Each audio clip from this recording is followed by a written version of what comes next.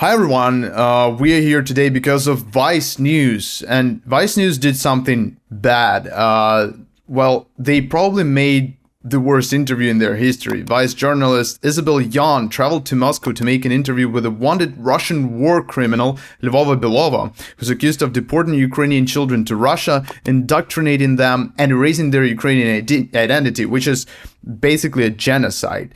And what Vice News did is really bad and harmful, and today we are going to tell you and discuss why, what's wrong with this interview and why it is like they shouldn't have done it. It's kind of confusing because like the interview starts with this: "Are you a war criminal?" Very funny. It's just like, she's a war criminal. Everybody knows she's a war criminal. She's a war criminal. There's a warrant for her arrest. From International Criminal Court.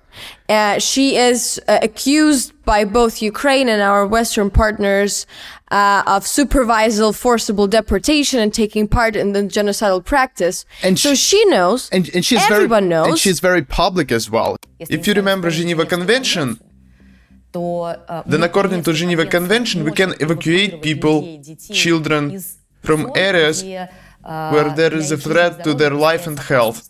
But the convention also goes on to say that if they need to be evacuated for safety reasons, they should be held in a third-party country. It's not that, she shouldn't reference it being a war criminal, right? It's not like, that's not even my biggest concern. The biggest concern is that, Russia actually does not abide by the very protocol of Geneva Convention that has to do with these issues, the issues of civilians in the international wars. They left it, they don't abide by this protocol, yet this lady, she goes, well, International Criminal Court does not have jurisdiction in Russia, but also let me reference this document that we do not abide by for a couple of years now. Isn't this, and then, you know what happens? Nobody corrects her. Nobody corrects her. The journalist just sits there, even in post-production. Like, almost every word of hers is a lie. Almost everything she says is a lie, is like some perverted version of reality. To correct her, every word of hers, it will take like hours and hours. Like 10-minute video, we'll spend hours correcting her. Then there's a question, why to platform her anyway? Or if you platform her, well, you should correct her. You should be prepared.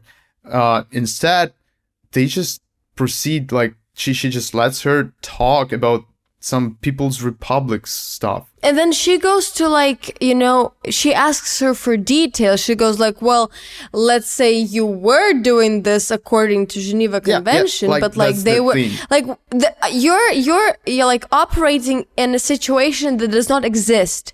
You're like, theoretically. No, there is no theoretically. There's just practically, and the practicality of it is that a whole bunch of Ukrainian children, thousands of them, are forcibly deported to Russia or God knows where. That's the reality. But then we are put in this hypothetical situation where Russia abides by some laws and some common sense and decency and whatever. By the way, tell us what you thought about this interview in our comment sections. The more you comment, the more this video gets into YouTube algorithms. And also consider liking it, subscribing it, and donating to our Patreon or subscribing to us on YouTube. I guess a lot of the issues come from the difference in the definition of what Russia is and isn't, and who is Russian and who isn't.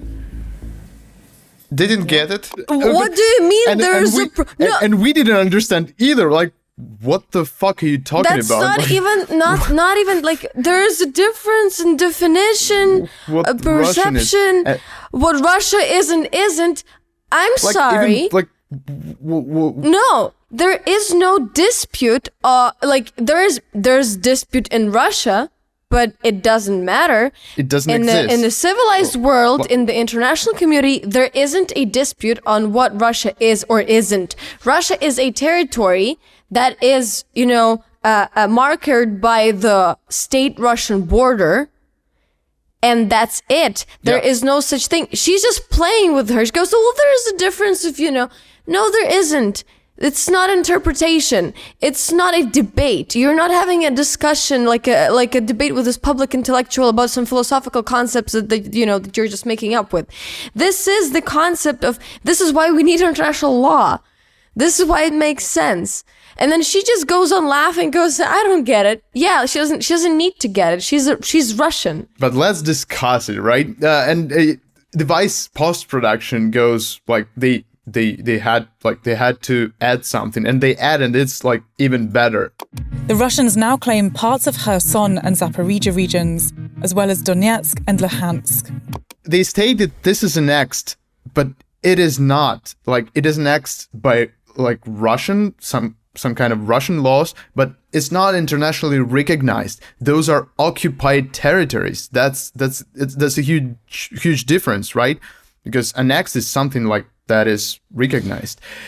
And you know what is funny? It's not like it happened yesterday. It happened 9 years ago. 9 years ago, and 9 years ago. We've been fighting with international media for them to, show the real picture, show what's real, what's not, what is annexation, what is referendum.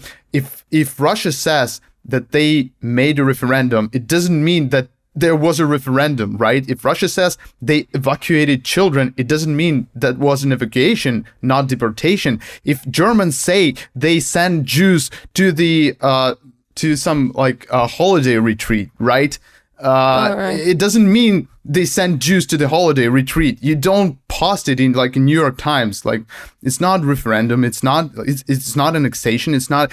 And we've been fighting, and we thought that since the full-scale invasion started, and everyone understood, that's what it was about.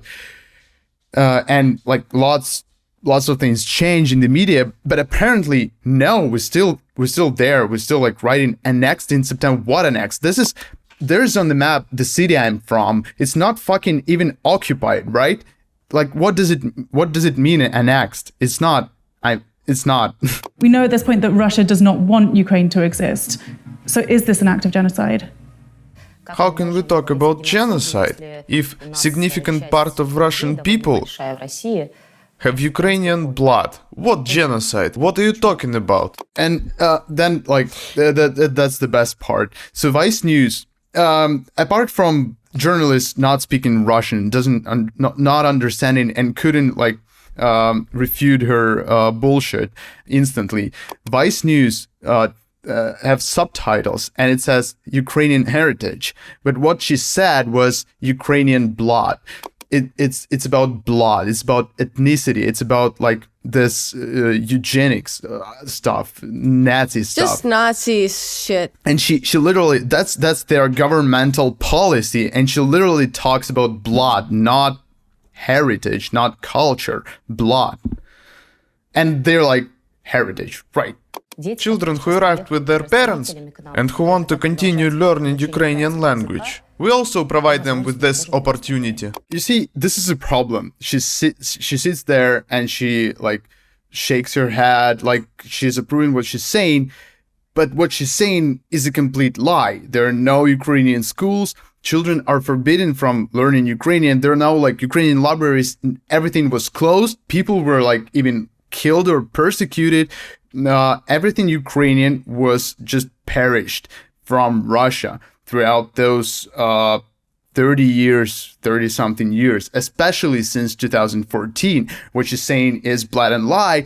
An interviewer, I don't know why, either she doesn't just know Russian, either she just doesn't want to interrupt her, probably because she's a nice person, right? But I think she's just very misinformed on the subject. Or she's frightened because she's in fucking Russia, and just 2 weeks ago, her colleague from Wall Street Journal was detained there, right? And it brings us to the same question: why are you here? Yeah, by the way, this is a very, because this suits no one. You're helping Russian murderers and like just genocide perpetrators, you're giving them a platform to talk to a wider audience and to give them their arguments, you're putting yourself in danger, right? And you're not extracting anything worthy of this interview. Yeah. So what's the point? In this, like 40 seconds, you just platform a war criminal for her to say a blatant lie. You didn't refute this lie. You didn't refute this lie even in the post. And that's it. And it makes one think, I mean, like, this is a war criminal. This is a genocide perpetrator. If you're doing this, isn't that like a bad thing? Isn't that bad journalism? It's not even. I don't know. It's not even bad journalism. It's just really, really more from the moral standpoint. It's not. We're talking about children's lives, right? We're talking about families who are separated. We're talking about like lives of people who are destroyed probably forever, right? Parents. There were cases where parents or relatives came to Russia and died there trying to find their kid, and this is the topic we're talking about. It's not like it's just not even like Vogue profile of the year. Like, it's not nobody's eager to find out about Maria Belova, Lvova-Belova personality. You know, she's not Lady Gaga. Like, what is this? I mean, she has a right to do it. It's just a matter of why and how. But then some Vice viewers who have okayish position will watch it and say okay, but some Vice viewers, some probably, I don't know, leftists, tankists, whatever, will watch it and say, wait a second, they allowed Ukrainian language in Russia, right?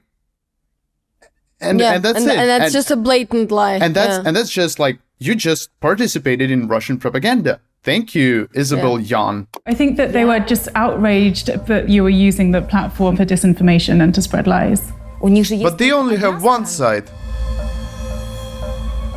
You should listen to the other side of the story to get the full picture, right? And that's it.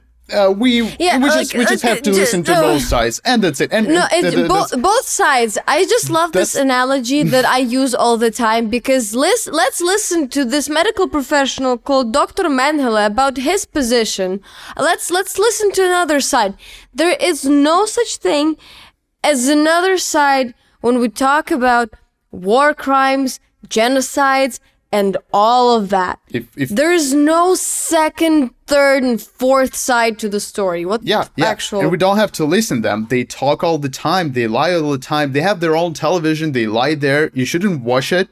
But if you wanted to, you could. It doesn't mean these people have to be platformed. We don't have to listen to the other side. There is no other side. There is just one side, which is normal people's side, not fucking animals. Thank you, Uncle Yura, for saving me, my sister, and hundreds of thousands of children in Mariupol. Are these children being used as propaganda tools by the Russian state? Are they being used? Let's think. This is so difficult. Are they used? Standing on that stage at Luzhniki Stadium with all these flags, with all these politicians, with all the entire shebang. We probably are they used? We probably have to risk our lives, go to Russia, find this to Moscow, to Moscow, find this person and ask her, and ask her, and hope for an honest answer, and hope she doesn't lie this time, right? And there's something that should be understood by the media who make these kinds of materials. You can actively influence a very important and very large situation, especially of this kind, with your job. With this job comes, it sounds very, very, like a lot. But it does come with a great responsibility, and with an ongoing situation. Talking to a person like this and giving her a platform to do things might actually trigger certain actions and certain events that might, change something for better or for worse. So you have to be really, really, really careful when you talk to the people who are in charge of the ongoing crisis, of an ongoing problem. And I think this is something that especially Western journalists often overlook. So I just think that, it's their right, it's your right as a journalist, as a media personality, as whatever, to conduct any and all interviews you want, right? We do not take this right away from you. It's just a matter of how you do it and, to what extent do you, either protect yourself or other things. It all has to be in moderation, and it's very important that, you don't help them if they're criminals. Because you can very easily become kind of a co-conspirator to what they're doing. Throughout the year, since we have Philip, we've been adopting. We love each other madly, that's a fact. Philip calls me mom now. We have a very close relationship. Maria tells this personal story of how she adopted a baby. Not a baby, he's a grown guy. And he now is kind of this poster boy for this entire, forceful removal and kidnapping thing. Like it's a good thing. And she's using him, and she's saying stuff like, "Well, we love each other. We're happy. We love each other. Like he calls me mom now."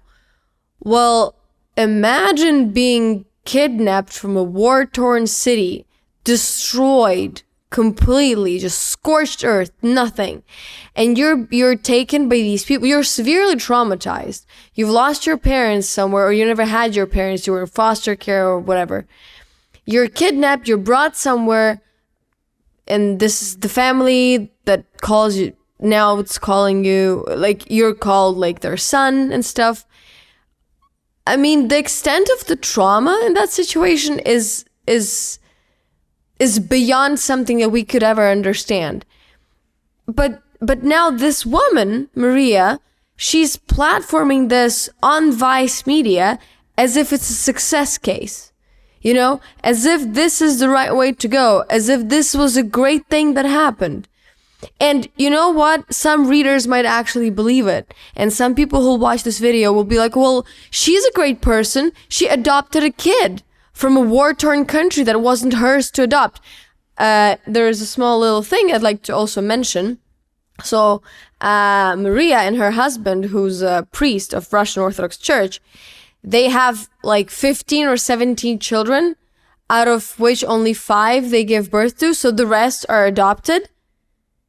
And so they just adopted another one. So she looks like this great messiah who goes around and adopts all these kids. Yeah, and that's the problem of this interview, of this platforming, because it makes it look as if there's some kind of another dimension of those people. It's not only bad, it's not only evil, but there's also something good in these people, and they're like somehow mixed. They're like this good and bad, this drama structure that there's a person and he has like several dimensions of his nature. Yeah, he's a criminal, but he's also good and loving mother. That's the problem. She's not, and she is lying. That's like everything she says is just fucked up, and is not she's not trying to argue with her. She's not trying to. They did not add any comments in post. We just watching, and lots of people will watch, and they might even say, yeah, she's a criminal, that's bad. But they could think that, but she's also a loving mother, right? Yeah, they were, again, we were saving children. You were saving children from something of your own doing. You wouldn't have to do that. Like, this is such a stupid false equivalency. I just want to kill myself. I love that she goes, we had to save the babies. No, you did it. That's why you had to save them. There's a very easy remedy for this entire situation, and the remedy was never to invade.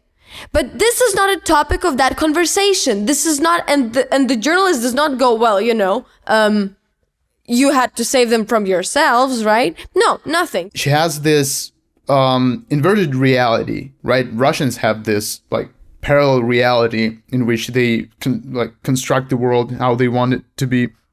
And what journalists did, instead of trying to get her out of that world and get her into the actual reality and ask her actual real question, she came into that world and tried to argue inside that Russian perverted like world, and she lost instantly.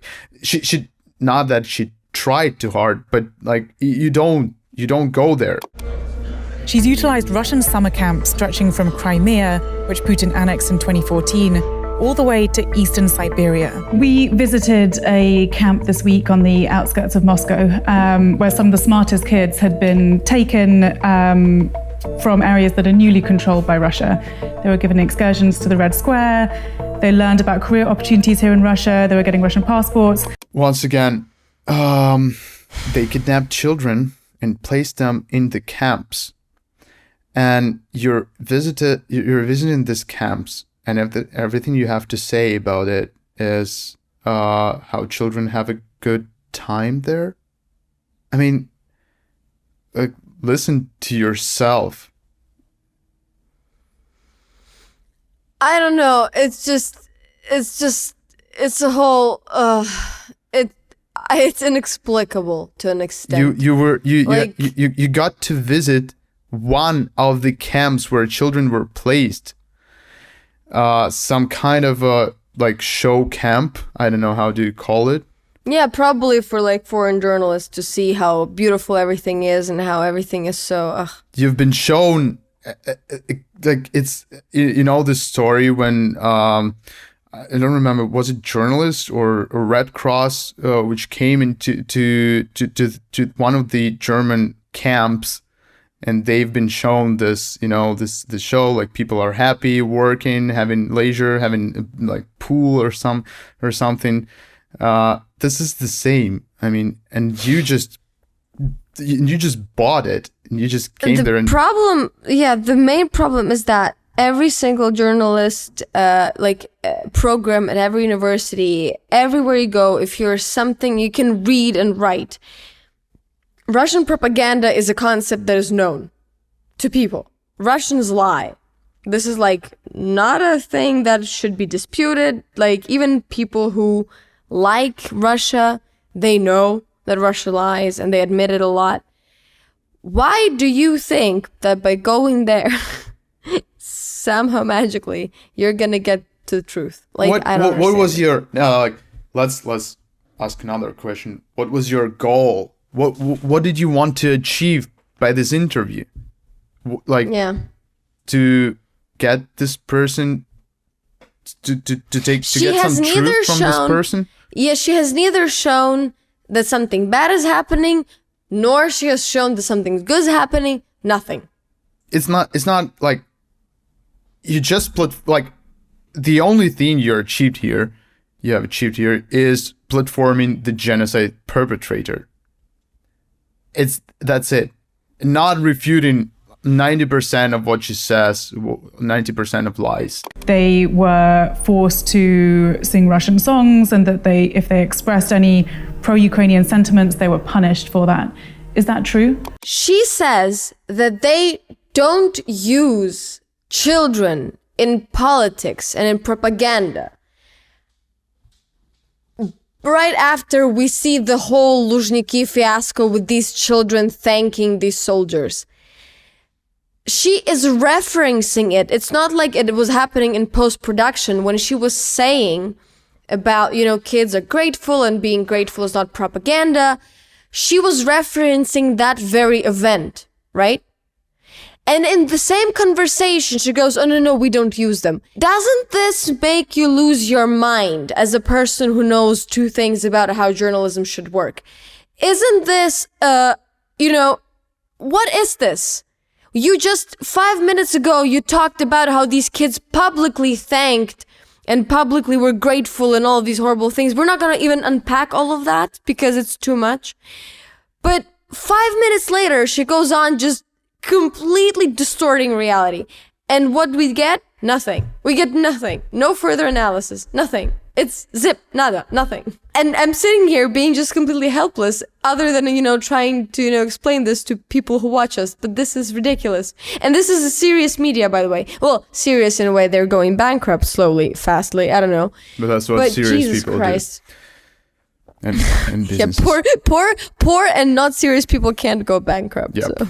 Journalism is not about platforming everyone and giving everyone like the chance to say their thing. It's about truth. It's about what you say, like what is reality and what is not. And you cannot just like let the genocide perpetrator say lies, not refute any of it, and just sit there and shake your head. This is you just if you cannot do that, just don't. If you cannot do the proper interview, if you cannot prepare to the interview, just don't do the interview, or don't post it if you just made it and found out it sucks.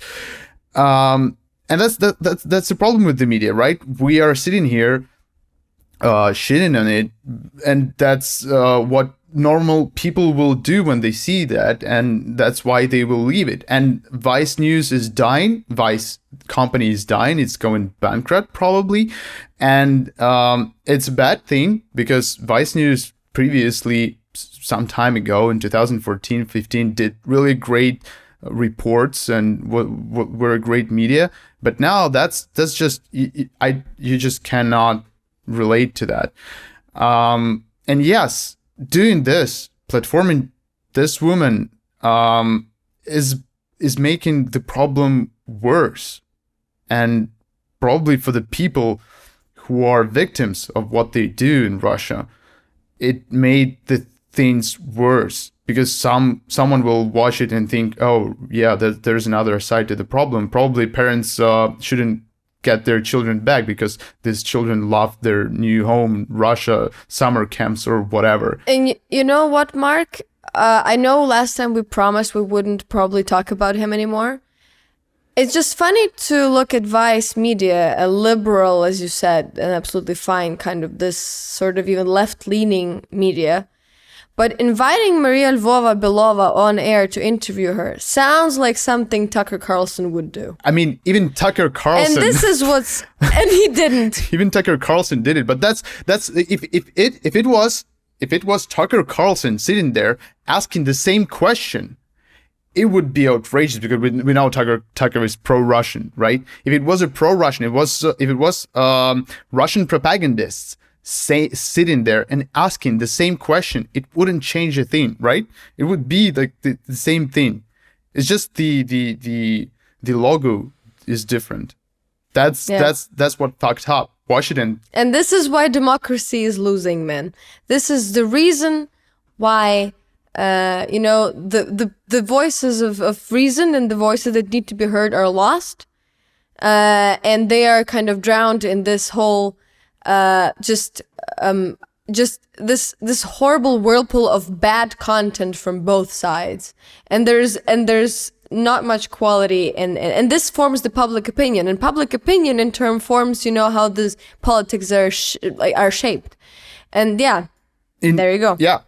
In 2014, every media came out with this nonsense reports about referendums in Crimea, about this nonsense reports about separatists in Donetsk and Luhansk republics.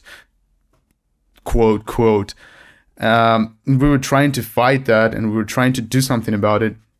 And they just took Russian sources, Putin, Medvedev, whoever, took their words and said, this is what they say, and this is what the other side says. And that's it. We are the media. Thank you, and give us your money. That's it. That's what they do right now. And that's what brought us here, into this full-scale, horrible, biggest war since World War II. Thank you, Isobel Yeung. Thank you, Vice News. Thank you, everyone who participated in things like that. And hope it gets better. That's it. Yeah, just everybody should get better. Yeah.